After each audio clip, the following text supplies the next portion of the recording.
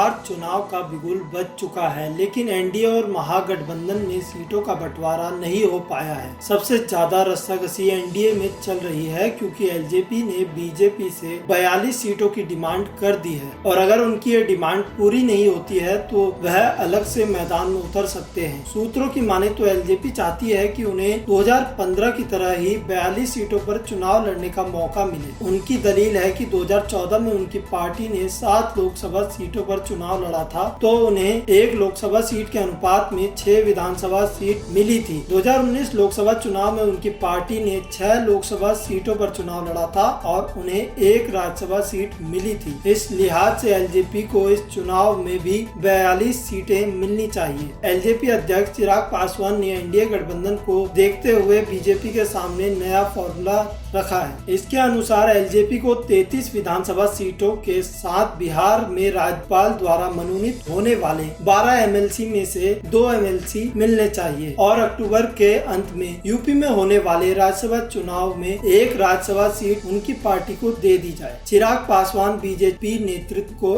एक और फॉर्मूला सुझा चुके हैं। इसके मुताबिक अगर उन्हें राज्यसभा की सीट नहीं मिले तो बिहार चुनाव से पूर्व सीटों की घोषणा के साथ साथ ये भी घोषणा की जाए कि बिहार में एनडीए सरकार बनने पर बीजेपी के साथ साथ एलजेपी से चिराग पासवान भी उप मुख्यमंत्री बनाए जाएंगे। बीजेपी नेतृत्व ने कल चिराग पासवान से संपर्क किया था और जल्दी ही बिहार विधानसभा चुनाव के लिए एनडीए में सीटों के बंटवारे का भरोसा दिया था। सूत्रों की माने तो आज चिराग पासवान से बिहार बीजेपी के प्रभारी भूपेंद्र यादव मुलाकात कर सकते हैं और अगर सीटों पर सहमति नहीं बनी तो एलजेपी अगले 2 दिनों में अलग चुनाव लड़ने की घोषणा भी कर सकती है। चिराग पासवान ने नीतीश कुमार और जेडीयू पर सवाल उठाते हुए पीएम नरेंद्र मोदी और गृह मंत्री अमित शाह को चिट्ठी लिखी है। चिराग ने चिट्ठी में एनडीए गठबंधन में अब तक कोई भी बातचीत शुरू न होने का मुद्दा उठाया। एलजेपी का मानना है कि बिहार में नीतीश कुमार के खिलाफ एंटी इनकम्बेंसी है और नीतीश कुमार के नेतृत्व में अगर चुनाव लड़ा गया तो एनडीए चुनाव हार भी सकता है। चिराग पासवान ने कहा कि पूरे देश में बीजेपी गठबंधन मजबूत हो रहा है लेकिन बिहार में ऐसा नहीं हो रहा है। बिहार में आज ये स्थिति है कि अगर बीजेपी अपना मुख्यमंत्री घोषित करके अलग लड़े तो जीत सकती है। बिहार बीजेपी के कुछ नेता सीएम नीतीश कुमार के सामने नतमस्तक हैं। चिराग पासवान ने कहा कि नीतीश कुमार ने न सिर्फ एलजेपी नेताओं का बल्कि कई मौकों पर